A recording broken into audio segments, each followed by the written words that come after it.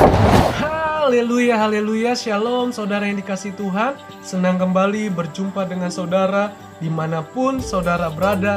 Saya percaya bahwa kasih Tuhan tidak pernah berubah dulu, sekarang, dan selama-lamanya. Karena kasih-Nya selalu ada bagi kita yang percaya dan yang mengandalkan Tuhan. Puji Tuhan, bersama dengan saya Pastor Henry Indrawan selalu membagikan berkat firman Tuhan, karena firman Tuhan itu hidup, firman Tuhan itu penuh kuasa, dan firman Tuhan itu ya dan amin di setiap janjinya. Jadi ingat, segala sesuatu indah pada waktunya. Puji Tuhan, dan tema saya berbicara tentang dalam kelemahanmu Tuhan tetap berkarya. Puji Tuhan, sekali lagi saya katakan, dalam kelemahanmu Tuhan tetap berkarya. Jadi jangan pernah merasa engkau ditinggalkan Tuhan sehingga engkau berkata, sudah terlalu banyak, sudah terlalu berat, tekanan bertubi-tubi, tidak ada jawaban, sudah berdoa, sudah ini dan itu, tetap seolah-olah Tuhan tidak peduli, Tuhan tidak menolong aku. Tapi ingat, sadarilah, di dalam kelemahanmu kuasa Tuhan tetap bekerja. Puji Tuhan. Jadi jangan habisi hidupmu dengan selalu rasa mengasihani diri sendiri, mengeluh selalu, tetapi ingat, Tuhan bisa pakai dalam keadaan sekalipun tidak ada pertolongan. Jadi saudara, mari kita terlebih dahulu bersama-sama berdoa. Haleluya, Tuhan Yesus, terima kasih. Datanglah kerajaan-Mu, jadilah kehendak-Mu. Kami butuh uluran tangan Tuhan, bekerja. Karena Tuhan tidak dibatasi dengan waktu dan ruang, dengan kondisi kami apapun. Di dalam nama Yesus ada mujizat Tuhan bekerja bagi setiap kami yang mendengar. Apapun keadaan kami, pergumulan kami, dalam Yesus tidak ada yang mustahil. Haleluya, kami berdoa, Roh Kudus turun, kuasa-Mu nyata, pewahyuan roh hikmat lewat firman-Mu yang kami dengar, ada kuasa dalam nama Yesus. Amin. Puji Tuhan. Mari saudara, lihat firman Tuhan di dalam kitab Injil Yohanes pasal ke-9 ayat 1. Saya baca sampai ayat 11. Orang yang buta sejak lahirnya. Waktu Yesus sedang lewat, ia melihat seorang yang buta sejak lahirnya. Murid-muridnya bertanya kepadanya, "Rabi, siapakah yang berbuat dosa? Orang ini sendiri atau orang tuanya? Sehingga ia dilahirkan buta?" Jawab Yesus, "Bukan dia dan juga bukan orang tuanya, tetapi karena pekerjaan-pekerjaan Allah harus dinyatakan di dalam dia. Kita harus mengerjakan pekerjaan Dia yang mengutus aku. Selama masih siang akan datang malam, di mana tidak ada orang, tidak ada seorang pun yang dapat bekerja. Selama aku di dalam dunia, akulah terang dunia." Setelah ia mengatakan semua itu, ia meludah ke tanah dan mengaduk ludahnya dengan tanah. Lalu mengoleskannya pada mata orang yang buta tadi dan berkata kepadanya, "Pergilah, basuhlah dirimu dalam kolam Siloam." Siloam artinya yang diutus. Maka pergilah orang itu, ia membasuh dirinya lalu kembali dengan matanya sudah melek. Tetapi tetangga-tetangganya mereka yang dahulu mengenalnya sebagai pengemis berkata, "Bukankah dia ini yang selalu mengemis?" Ada yang berkata, "Benar, dialah ini." Ada pula yang berkata, "Bukan, tetapi ia serupa dengan dia." Orang itu sendiri berkata, yang buta itu berkata, "Akulah itu." Ayat 10, kata mereka kepadanya, "Bagaimana matamu menjadi melek?" Jawabnya orang yang disebut Yesus itu mengaduk tanah, mengoleskannya pada mataku dan berkata kepadaku, "Pergilah ke Siloam dan basuhlah dirimu." Lalu aku pergi dan setelah aku membasuh diriku, aku dapat melihat. Puji Tuhan saudara, bahwa ayat ini berbicara tentang orang yang buta sejak lahir. Sejak lahir dia sudah menderita. Sehingga muridnya bertanya, siapa yang salah, siapa yang berdosa? Orang ini atau orang tuanya? Tapi Yesus berkata, bukan orangnya, bukan pribadinya, bukan juga orang tuanya, tetapi biar pekerjaan Allah dinyatakan di dalam dia.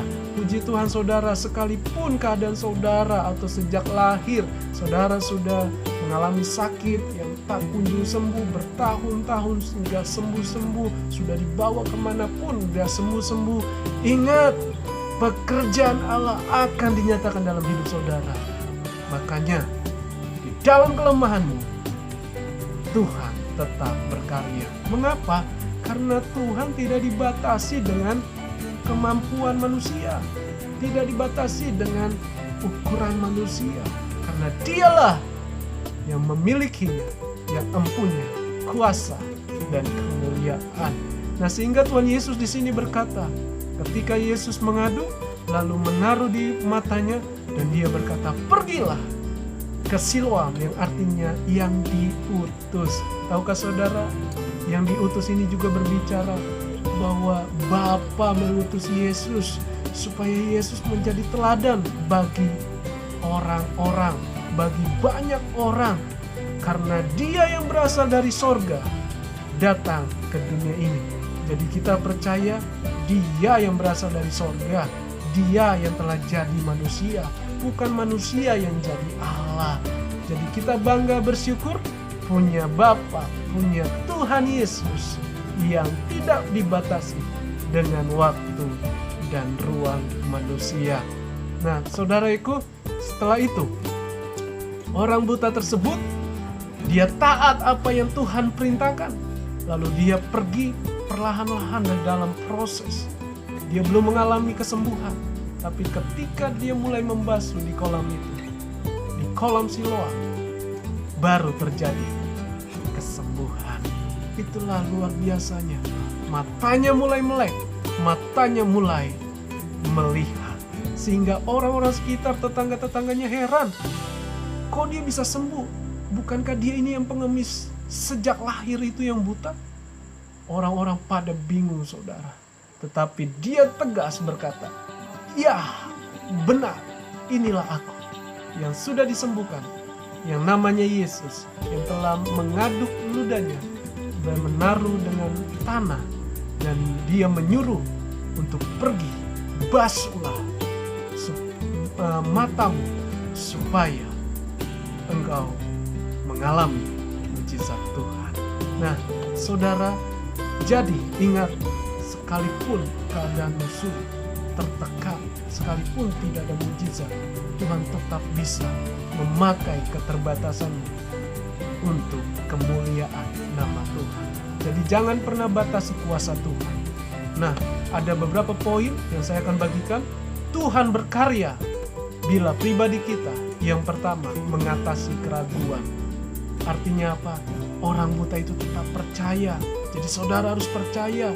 Atasi keraguanmu. Tetap percaya, beriman.